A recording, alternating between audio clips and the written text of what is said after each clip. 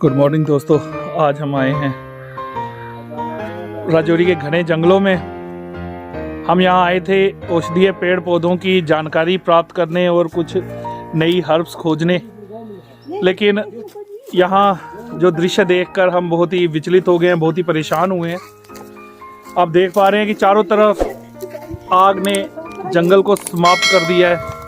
चारों तरफ आग की वजह से जंगल जल चुका हुआ है। मेरी टीम बहुत परेशान है और पानी भी नहीं हमें मिल पा रहा है।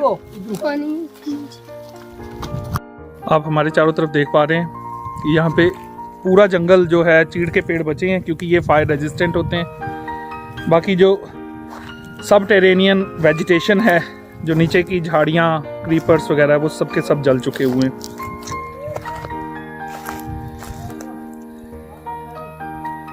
आप देख सकते हैं कितना एक घने जंगल में हम आए हुए हैं।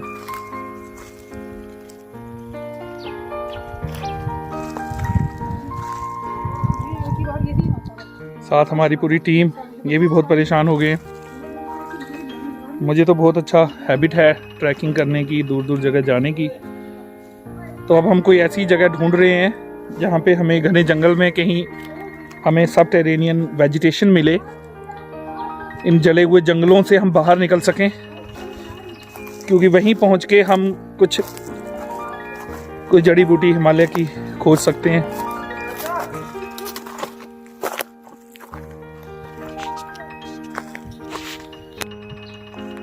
आप देख ही पा रहे होंगे कितना घना जंगल है। तो जो हमारे यहाँ पे लोकल कुछ बच्चे हमने पकड़े हैं, अपने साथ रखा है उन्हें, ताकि वो हमें रास्ता दिखाएं। और ऐसा कहा जा रहा है कि यहाँ पे कम से कम 2 किलोमीटर नीचे पानी की एक बावली है, वहाँ पे वेजिटेशन बची हुई है।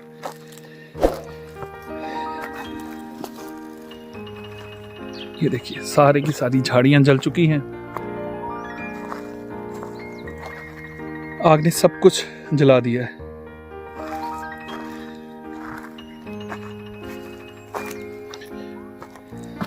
इन चीड़ के पेड़ों की एक खास बात ये होती है कि इनकी जो छाल होती है वो बहुत मोटी होती है, और आग लग जाने के बाद सिर्फ इसकी बाहर की छाल ही जलती है और चीड़ का पेड़ बच जाता है, लेकिन नीचे की सारी वेजिटेशन खत्म हो गई है।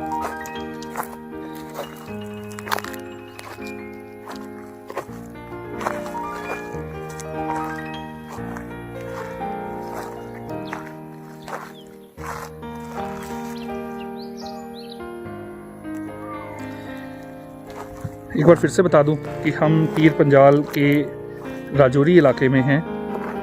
पीर पंजाल रेंज की पहाड़ियां हैं ये।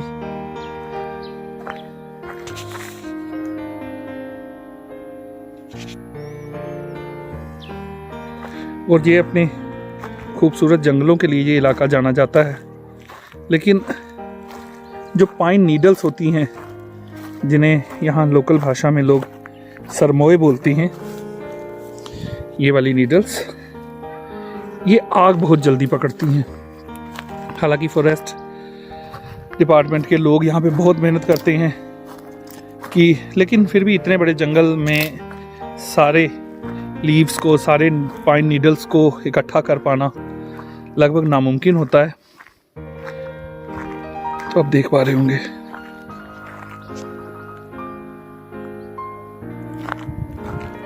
जल जाने के बाद भी जो जंगल की खूबसूरती है वो बहुत ही अच्छी लग रही है। देखिए कैसे कुदरती तौर पर ही नेचुरली सारे पेड़ लगभग एक दूसरे से इक्वल डिस्टेंस पर हैं। ये भी कुदरत का एक करिश्मा है कि पेड़ भी मिल बांटकर जगह का इस्तेमाल कर रहे हैं। चलो, जिस चीज़ का हमें इंतज़ार था कि हमें कोई वाटर बॉडी मिल जाए, कोई थोड़ा सा स्ट्रीमलेट मिल जाए हमें, तो वो हमें मिल गई है। इस पहाड़ी की तलहटी में एक छोटी सी स्ट्रीम तो नहीं कहेंगे इसे, क्योंकि ये चल नहीं रही है, थोड़ा सा पानी कलेक्ट हो रखा है।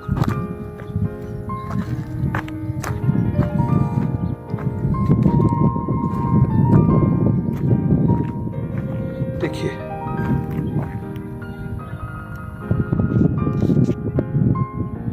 मुझे एक बहुत ही मशहूर पंक्ति याद आ रही है, जीवन नहीं मरा करता। जीवन नहीं मरा करता। देखिए कितनी आग लग जाने के बाद में भी जीवन पनप रहा है, फिर से जीवन कोशिश कर रहा है। और देखिए कि इस जंगल की आग से पक्षी भी नहीं बच पाए हैं। ये देखिए पहाड़ी कौवा है, और ये पहाड़ी कौवा जो है वो आग में झुलस गया है। इस जगह आके थोड़ी सी वेजिटेशन हमें मिल रही है।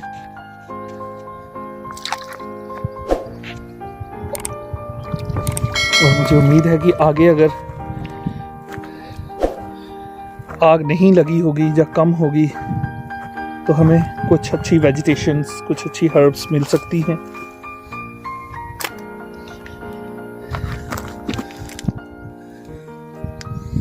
देखिए देखिए कैसा कुदरत का करिश्मा है कि इस जगह जहाँ कोई विश्वास भी नहीं कर सकता कि पुदीना मिल सकता है। हालांकि मुझे नहीं लगता कि ये जंगली होगा, जरूर किसी ने इसे पानी के पास आके फेंक दिया होगा, क्योंकि यहाँ पे पास में एक छोटी सी पुरानी बावली है। किसी ने इस पुदीने के कुछ टहनियों को जहाँ लगा दिया होगा और पुदीना यहाँ पे पनप गया। लेकिन ये तो हमारे घरों में भी मिल जाता है, इसीलिए हमें तलाश है कुछ अच्छी रेयर हर्ब्स की जो कि इस इलाके में पाई जाती हैं।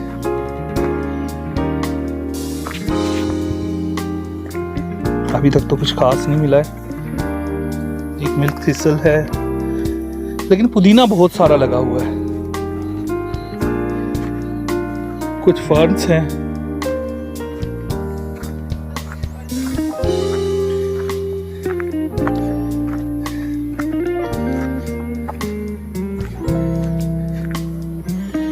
बहुत ही खूबसूरत पानी, और इतने घने जंगल में इस जगह पानी मिल पाना बहुत ही एक सौभाग्य की बात है। अरे देखिए कितनी खूबसूरती से पानी ड्रिप कर रहा है।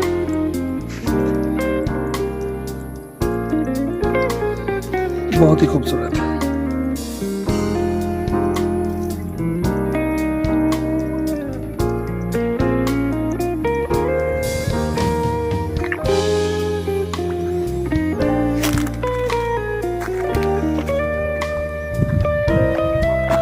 हम बहुत देर से प्लान कर रहे थे यहाँ आने का, लेकिन हमारे आने से पहले ही जंगल अपना रूप खो बैठा है। आग लग चुकी थी।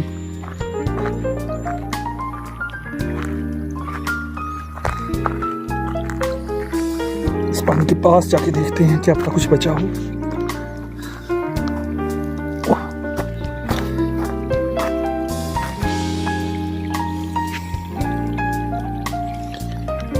कुछ खास नहीं है, सिर्फ कुछ फर्न्स और कुछ घास जो फिर से उग रहा है।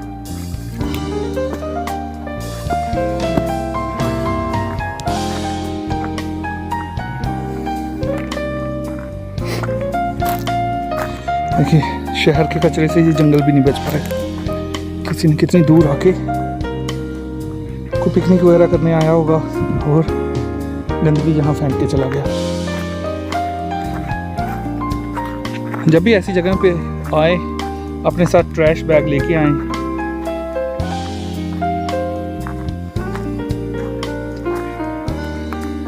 और जो भी अपना कूड़ा करकट है, यूज्ड प्लेट्स, कप्स हैं, उन्हें अपने साथ वापस ले जाएं।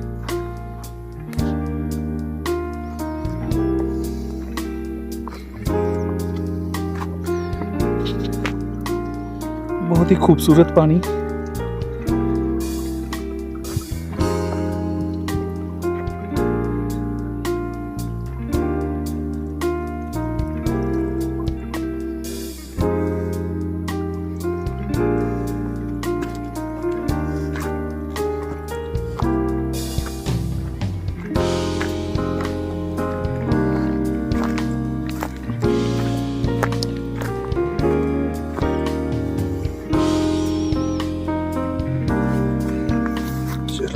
ये कुछ लग रहा है।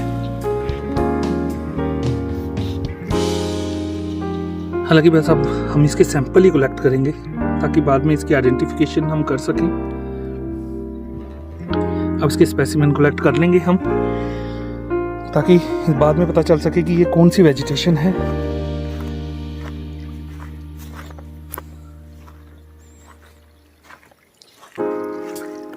ये तो छोटी सी झाड़ी साइलेक्स की है जिसे यहाँ पे बीसा बोलते हैं। बहुत अच्छा पेन किलर। ये वेजिटेशन बहुत ज्यादा है यहाँ। अरे बहुत खूबसूरत है। छोटी छोटी मछलियां भी हैं इसमें, जो कि मुझे विश्वास नहीं था कि इस जगह मछलियां भी होंगी। लेकिन एक बहुत ही अजीब बात जो मैं देख रहा हूं कि इस पूरी स्ट्रीम के किनारे पुदीना लगा हुआ है।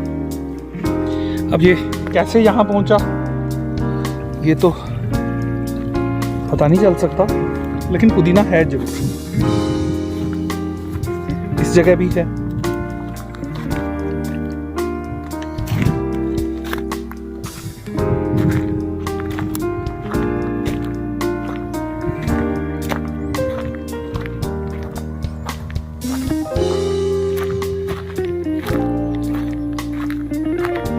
एक कनेर है।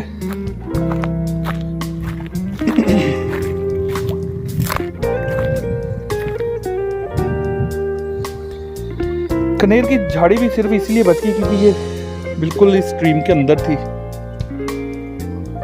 दूसरी तरफ एक खजूर।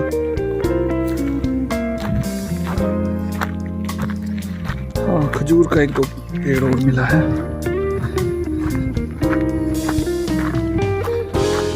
मुझे विश्वास है कि आप सब भी एंजॉय कर रहे होंगे इस जंगल की खूबसूरती। हालांकि बार बार कहना पड़ रहा है कि अगर आग नहीं लगी होती तो नज़ारा कुछ और ही होता।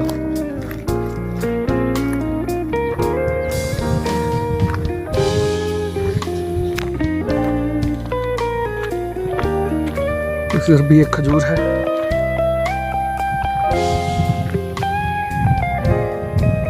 बहुत ही खूबसूरत है। मैं तो बस अब कपड़े ना उतारूंगा और इसमें ज़रूर नहाऊंगा, क्योंकि बहुत देर से हम चल रहे हैं। बहुत कुछ हासिल भी नहीं हुआ, क्योंकि जंगल की आग ने पहले से ही सारी बुशेस और हर्ब्स को जला दिया था।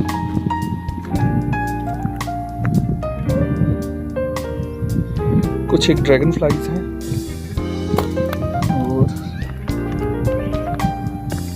लेकिन एक बहुत ही जो चीज़ मैं देख रहा हूँ कि पूरे इलाके में, पूरी रिवर के पास पास पुदीना बहुत है। तो इसको भी कलेक्ट करके ले जाएंगे।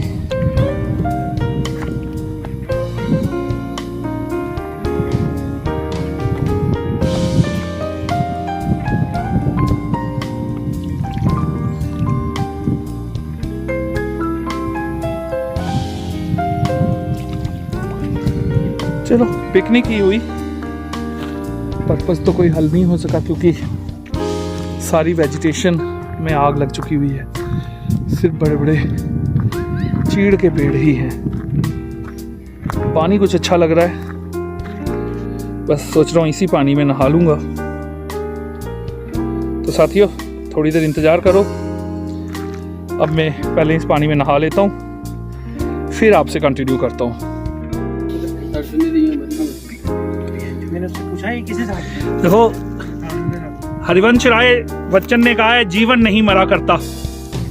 इतना आग लगने के बाद भी बहुत ही रेयर हर्ब, जिसको भृंगराज बोलते हैं, भृंगा ऑयल और अलग अलग जो बालों के तेल हैं,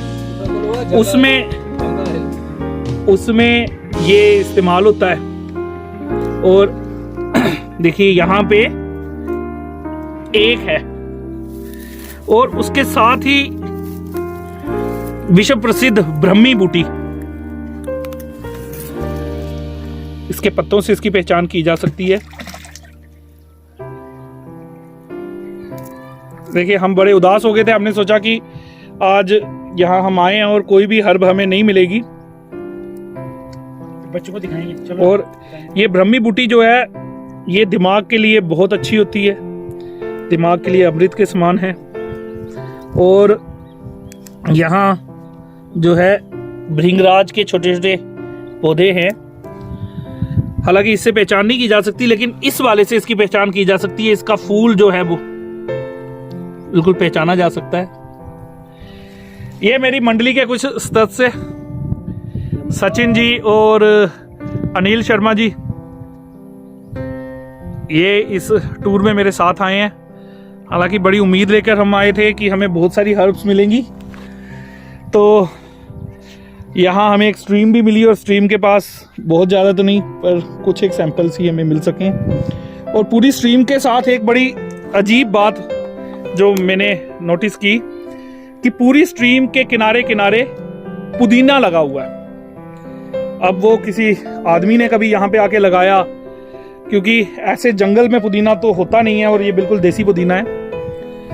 तो अब फिर से गर्मी हमें लग चुकी है और अब हम इस पानी में उतरने वाले हैं। तो मैं अनिल जी को बोलूँगा कि मेरी हेल्प करें और पानी में जाते हुए मेरा वीडियो बना डालें। अनिल जी आइएगा इस तरफ।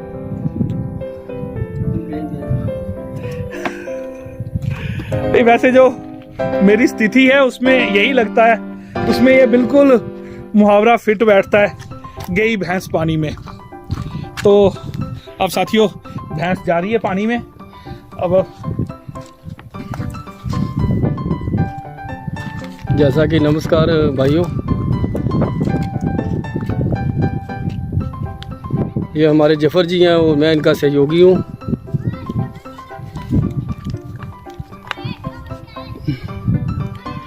एक तो गर्मी बहुत है इस जगह में, ये प्लेस ऐसी है कि यहाँ गर्मी बहुत है। अगर जंगल में आग नहीं ना लगी होती तो फिर कुछ ठंडक होनी थी, लेकिन एक तो गर्मी बहुत है इधर।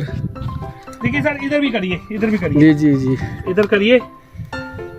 ये देखिए, ये इसे लोकल भाषा में डीला बोलते हैं। ये बता रही है सर, डीला बोलते हैं, और हिंदी भाषा में इसे नागरमोथा बोलते हैं।